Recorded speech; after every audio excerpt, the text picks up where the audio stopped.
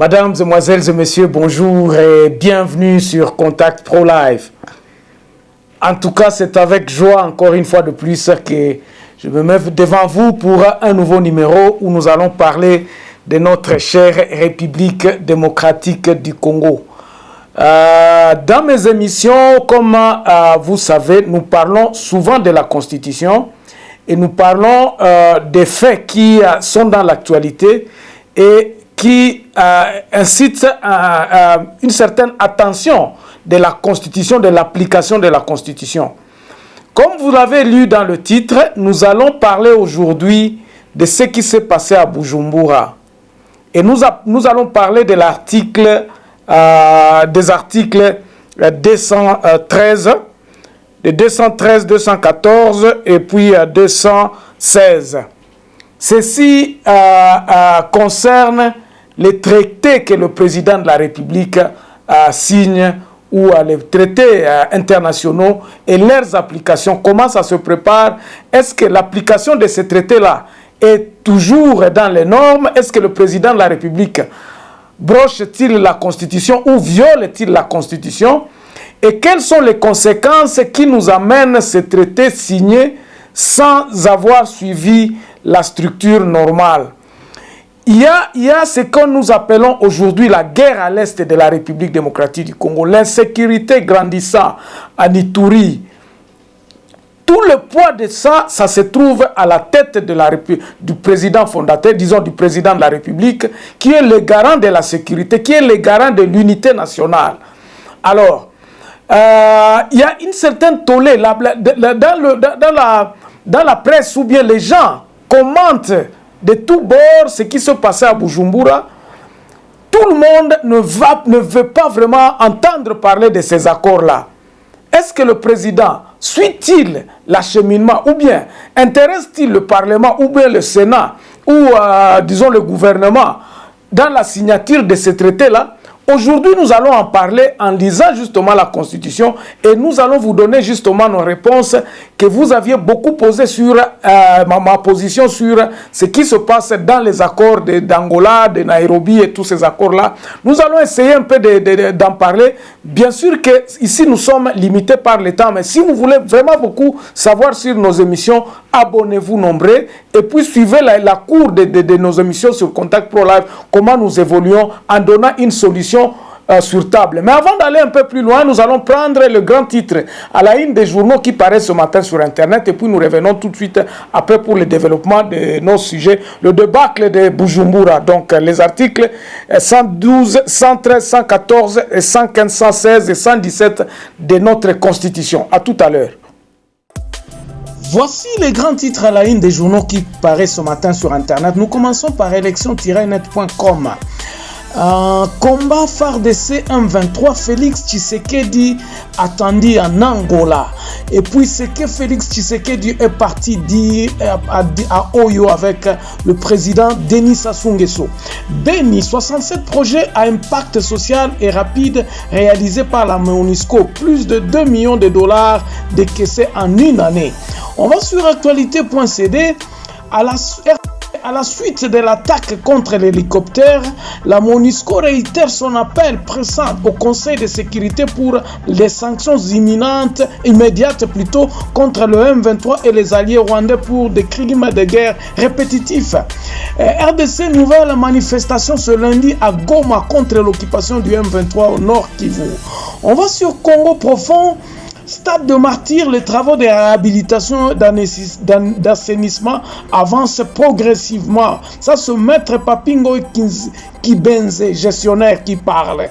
Et puis Goma, paralysie les activités commerciales ce lundi. La population toujours en colère contre la force EAC.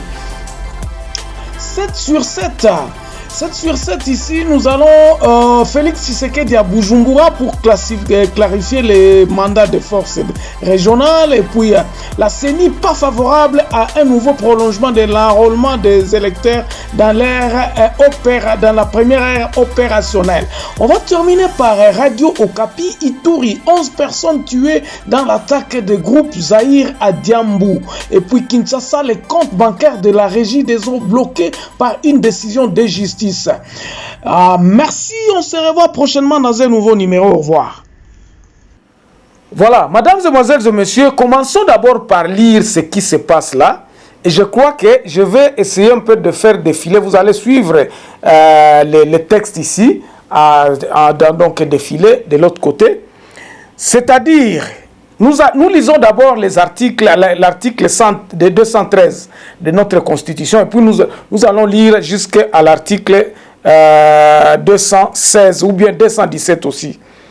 Alors, je vais y aller rapidement. Le président de la République, article 213, le président de la République négocie et ratifie les traités et accords internationaux. L'article, journal officiel, ok. Le gouvernement conclut ces accords-là, internationaux, non soumis à la ratification. Après délibération en Conseil des ministres, il en informe l'Assemblée nationale et le Sénat.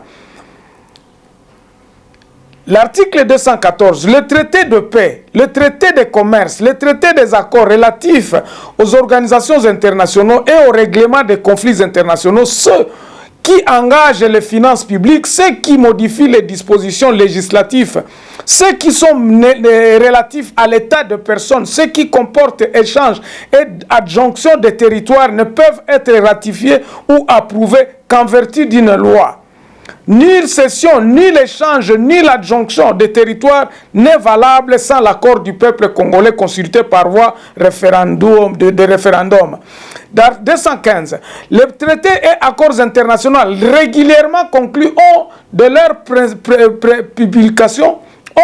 publication une autorité supérieure à celle des lois sous réserve pour chaque traité ou accord de son application par l'autorité, par l'autre partie. 216. Si la Cour constitutionnelle consultée par le président de la République, par l'Assemblée, le Premier ministre, le président de l'Assemblée nationale ou le président du Sénat, par un dixième des députés ou un dixième des sénateurs déclare qu'un traité ou accord international comporte une clause contraire à la Constitution, la ratification ou l'approbation ne peut intervenir qu'après révision de la Constitution. 217, la République démocratique du Congo peut conclure des traités ou des accords des associations ou des communautés comportant un abandon partiel de la souveraineté nationale. À vous d'analyser, de comprendre, ce français n'est pas un français compliqué. Moi, je vais m'arrêter là-bas. Je vous ai lu les articles qui justifient ce que M. Tshisekedi a fait à Bujumbura. Mais pourquoi je dis débâcle? C'est ça la question. Pourquoi est-ce que moi je dis débâcle? Où se trouve le débâcle?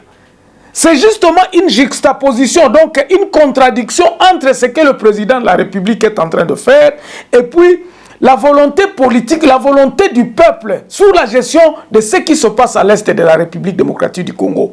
La volonté du peuple ici exprimée par tout le monde ne veut plus entendre de ces accords ou bien des signatures avec les M23. Personne ne veut plus entendre. En tout cas, dans la conscience congolaise, dans l'esprit congolais aujourd'hui, nous devons bouter dehors cet ennemi-là. Nous devons écraser le M23 pour que nous puissions être respectés. Mais ce que nous avons constaté, quand vous lisez même le rapport ou bien la conclusion de ce mini-sommet de Bujumbura, Félix Tshisekedi a signé un accord pour que nous puissions avoir encore d'autres troupes, pour faciliter les troupes de l'EAC à venir justement combattre le M23. Voyez un peu cette duplicité donc. Pendant que le peuple s'attend à ce que nous nous organisons en interne, parce que le président de la République avait déjà fait un appel en disant Bandeko boya to sangana po to beta monguna oyo.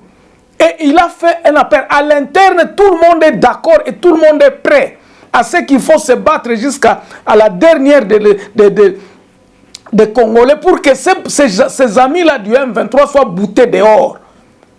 Le Congolais du nord au sud, à l'est, à l'ouest, biso tolingi sous makambo ya guerre te, tolingi to makambo kosololate plutôt, mais tolingi mutuana batuana bakende. Vous voyez comment le peuple à Goma marche contre le EAC. Vous voyez comment le peuple marche contre la MONUSCO. Vous voyez comment la volonté populaire n'est plus avec tous ces organismes internationaux. Nous voulons à ce que nous puissions nous organiser en interne. Voilà un peu, c'est ça la volonté du peuple aujourd'hui. Mais le peuple est surpris que leur président est encore en train d'aller signer ces accords-là en disant que non, nous voulons encore que ces gens-là puissent venir nous aider. Nous avons encore besoin de ces mêmes personnes qui nous martyrisent puissent venir nous aider. C'est ça où le bas blesse.